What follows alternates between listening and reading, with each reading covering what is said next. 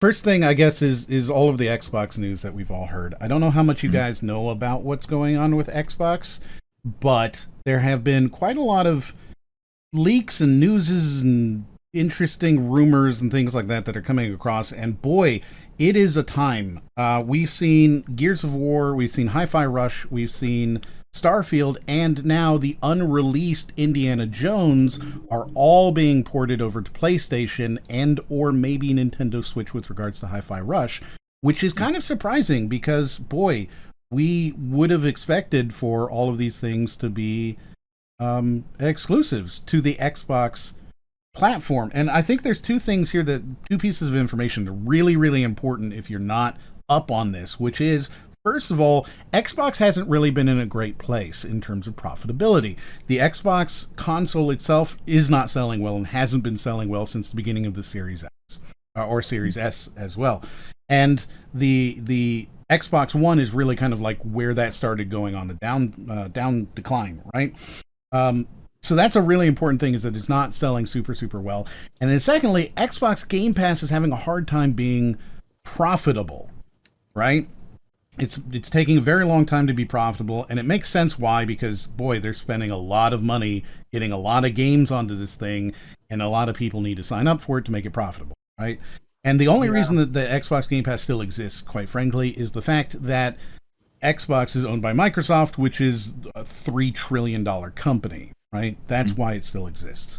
So in the next couple of days, we are going to be seeing a business update from Phil Spencer. Now, if you've been watching us for a while, you know that Phil Spencer has been on very thin ice for a very long time. We were very confident that he would lose his job if Starfield was a failure.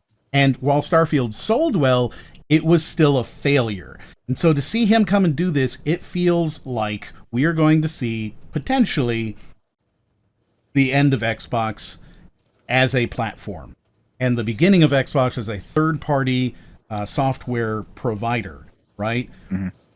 With maybe, and I'm going to let you guys all get your opinions in here. We may see, and this is sort of my personal take, but I think there's a lot of evidence behind it, we may see a sort of streaming stick from Xbox as the next console and the end of physical Xbox, period. So, Nico, you had some thoughts. Yeah. So the way that I was sort of thinking about it, first of all, this is absolutely like insane and like unprecedented territory. I think it needs to be said that, like, you know, if Xbox ends, that's back to Wild West territory for Microsoft. We don't know what's going to work. We don't know,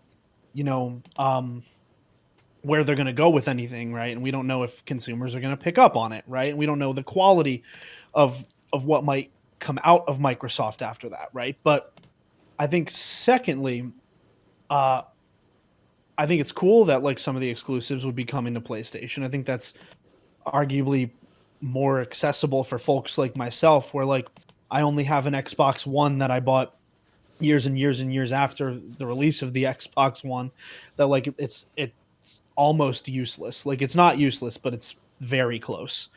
And it'll be accessible for me to like start seeing Xbox exclusives. I'd love for them to port Forza Horizon to PlayStation. Like that would be, I would buy that in an instant, right? I'd buy that in a second. And so what do you think then? Because it sounds like what you're saying, at least to me, is that you would be super pumped because you own a PlayStation and that's what you would play on. But here's an alternative, right? What happens when there's only one console? That's what I'm saying. It'd be nice. You just buy that console. Right. No. But what happens when PlayStation is the only one that has the market share and they can like, just do whatever they want? Okay. It's not good for like capitalism's sake, right? Like obviously I think that competition is important, and I think it's important to have some kind of value proposition from console to console that allows them to keep going. However, from a consumer standpoint, as long as everything stays like as long as they don't... No. There's no reason we can't even entertain that because it wouldn't stay the same. Here's what happens if we lose Xbox. PlayStation suddenly becomes $200 more expensive and they stop innovating. because they don't have to innovate anymore. Now you've got your premium mid-computer console, the PlayStation 6, right? Which, hey, you don't like the fact that it doesn't have this feature or that feature? That sucks. What else are you going to buy? And then we have the Switch 2, which is a $300 console that plays mobile games, just like the current console that plays mobile games. And this is what you get. You don't have that anymore, because I tell you what, we saw what Sony will do. We saw what Sony will do when they think that they don't have to try anymore. That is what we saw with the Xbox 360 PS3 era, where they just felt they didn't have to try anymore. Okay, the irony there is, like, late game PS3, I think, is my favorite era of Sony, because they were losing and because they had to do things that were, like, consumer friendly to actually get back in the game.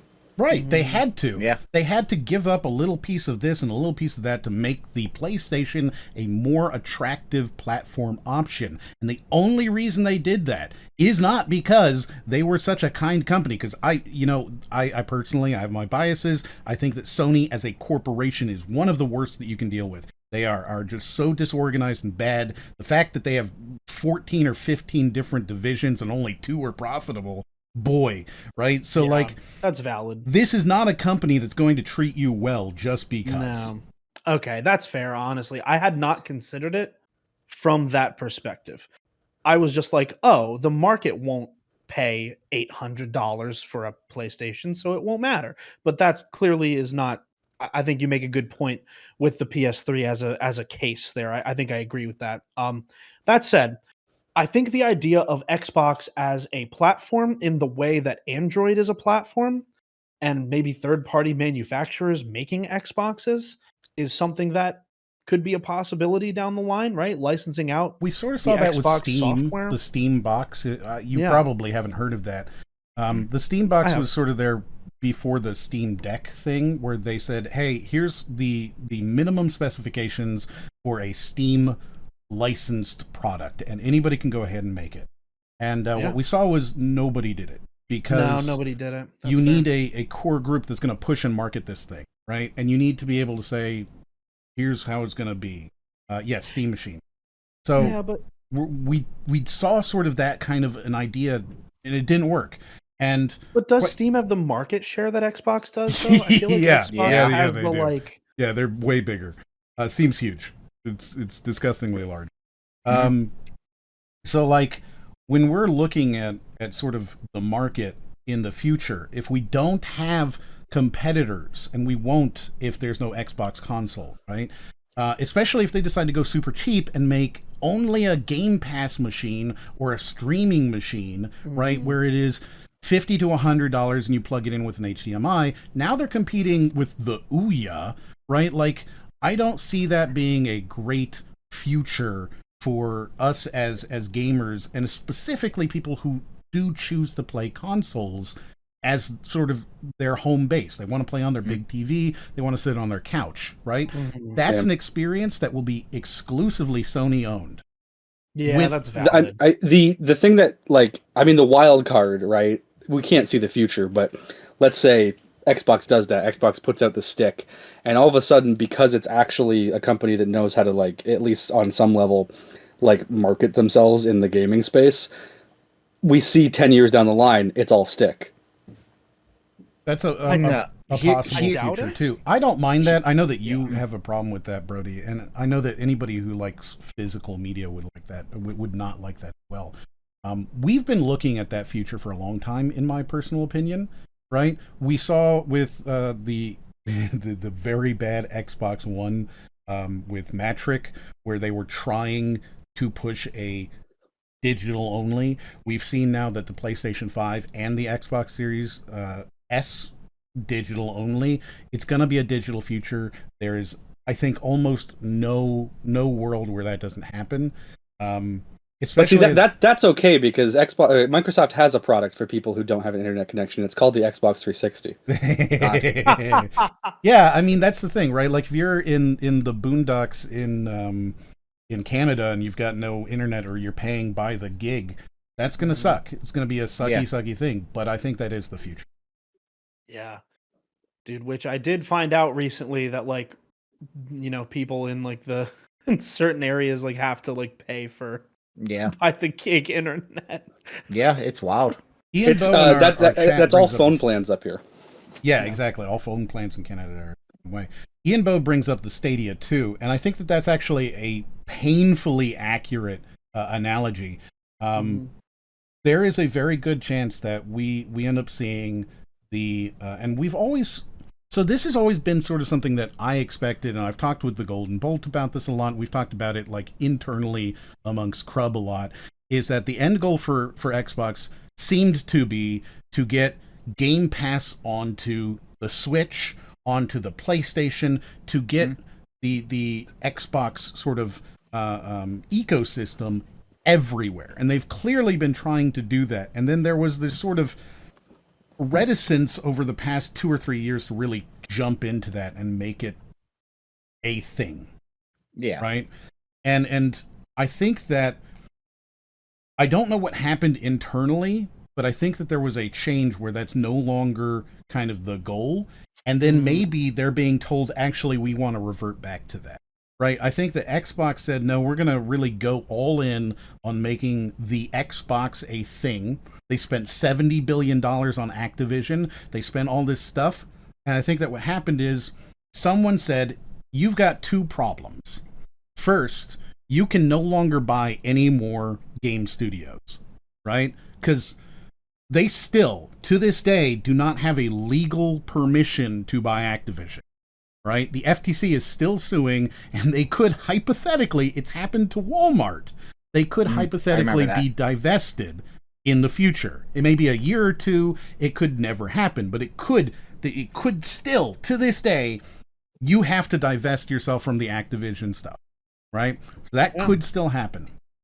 Now, is there any credence to the idea that maybe they're doing this whole exclusives onto PlayStation thing to like get around that ahead of time? Sure, that could be that could be a very. But the thing is that it's the other parts of it, right? Like if it was just all of a sudden we bought Activision, here's a couple of exclusive PlayStation. Yeah, that could be a way that they could eventually try to buy another studio or another group of studios or something like that.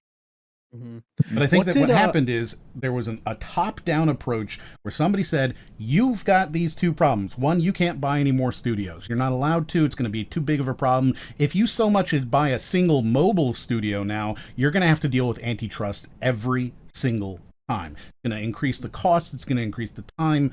It's going to be a big thing. And then secondly, the Xbox isn't selling. And it's not. The Xbox has been $300 for 6 months or a year, and it's still not selling. People are not going to Walmart. They're not going to Target and being like, let me get an Xbox. Xbox has completely lost this generation in a way that I didn't think it could. Right? We are talking numbers of just catastrophically low numbers. It is shocking how bad. That's what happens when you buy all these studios and then get one game out of it, though. Well, did we not expect that when they weren't pumping out games all of a sudden? I mean, the way that you save Xbox is you go back in time and you stop them from canceling Scalebound. I knew you were gonna say something like that. God, I also think a thing that we kind of keep overlooking with the whole Xbox thing is that a big reason why they even went after Activision was for the mobile market because because Sony has a lot of that in the Japanese market because a lot of people, in Japan spend a lot of their time on trains and public transportation, and Xbox had no way around that. Like they just were never going to get that kind of market. So with them going after essentially King, it kind of gives them that little leg, and now you might even be able to see you do see Game Pass on like the phone, but like what else can you do with that in that situation? It's very interesting to me to see what they're going to do because I think Xbox is going to become Game Pass. That is what I think their game logistics is going to be. It's no longer going to be about the Xbox. It's going to be about Game Pass, which kind of makes sense. The thing that I'm very much somewhat worried and intrigued by is what are they going to do with the studios that they did buy? Are they going to try to, cut costs and try to say, hey, we'll put your game on Game Pass, but we don't really want to fund that anymore since we don't have Microsoft Studios anymore, or we don't have the kind of budget. We don't have that in our future, and it's a little scary for a lot of game developers, I think. But I think whatever they end up doing is going to tell a lot about their future, and I'm interested to see what happens. Is there some good that can come from it? Absolutely, but we have to remember, and I've seen a lot of people on Twitter and Facebook also say this, is we have to take out that parasocial relationship with this company, because I see people that are like, oh, these ponies, or when they do the whole console wars thing, just take out the parasocial relationship and realize that this is going to dramatically change things in some way, shape, or form. And it's just take a step back. Do not take it personally, because Microsoft does not give two pisses in a pine cone what you do. They don't care. In a pine cone or and a pine cone?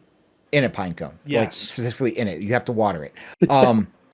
But they don't care. Don't tie yourself up to a brand, because at the end of the day, brands will let you down. Except for Crub. Strongly. And except for Crub, you can tie yourself to us, baby. Strap yourself to us and fly to the moon. What I'll say is just that, I mean, I had a PlayStation 1. I've had every Sony console since that. I've had every Nintendo console since the N64. I've never bothered to get an Xbox console, and I would be sad to see them go, because Sony's been on top for the better part of or actually probably over a decade now. And I don't like it. I love Sony when they're Sony makes better games when they're losing, and I would rather them be losing, because then they would make better games. I will say, all of that is something I had not considered coming into this discussion, and I want to be fair to myself here. I don't have the video game industry knowledge. I don't have the experience that comes with knowing what has happened in history. And so I don't really know what will happen in the future. Hence why I said, Sony will keep it. Sony will keep it consumer friendly. Clearly, I was very wrong about that. So think of it this way. Back in the Xbox, original days, Xbox and Xbox 360, you had, right now, if Xbox were to go away, you'd have, say, The Last of Us versus Mario, or God of War versus Legend of Zelda. Two very distinctly different things. Yeah. Whereas back then it was Gran Turismo versus Forza, or Gears of War versus the original God of War trilogy. You had actual things pushing one another. And sure, Xbox started off kind of rocky in the beginning, but they got their feet going. The 360 actually pushed Sony to do something, to push themselves, and we saw a lot of better games because of that. From both companies. But then now we're seeing a little bit of a it's how do I want to word this? I am both excited for the future and a little bit weary of it, because I don't know what kind of quality we're going to get. It's uncertain. It's completely uncertain. Intrigued. We're at a pivotal point where things, if all goes the way that we think it's going to go in the short term, the long term is going to be completely we can't predict it. Yeah. And so Which is what I was saying with the Wild West. We have no idea what would happen. I do want to take a second to acknowledge some very good chats that were put in, partially by Kevin, the Golden Bull, and partially by others. Kevin said, the 360 versus Series graph is dire, complete plummet. Series was the fastest selling Xbox, and now it's just gone. He also said another really weird, wild what if is that Microsoft, if memory serves, turned down the chance to fund Genshin as an exclusive. And then one that I did want to talk about was that Chimbus brought up the fact that PS5s were sort of in limited supply when they first came out because of the tech issues and chip availability.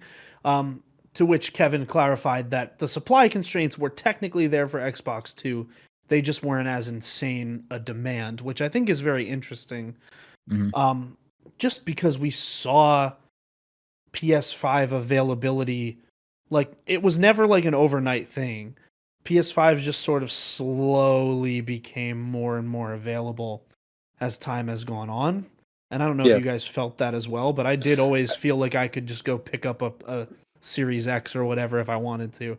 Yeah. I mean, it's an interesting thing, and I don't know that we have a whole lot of answers about it. We're going to be watching it certainly very closely, and let us know what you think if about this. This whole piece will be chopped out. It's going to be put onto the YouTube as sort of a standalone discussion. Be very interested to know what you guys think, and obviously come to the live show every Tuesday at 7.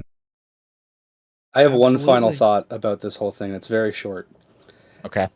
It's wild that with all of the leaks of Xbox games coming to PlayStation, and with everything we know with the history of everything that's happened, Sunset Overdrive still isn't getting a port.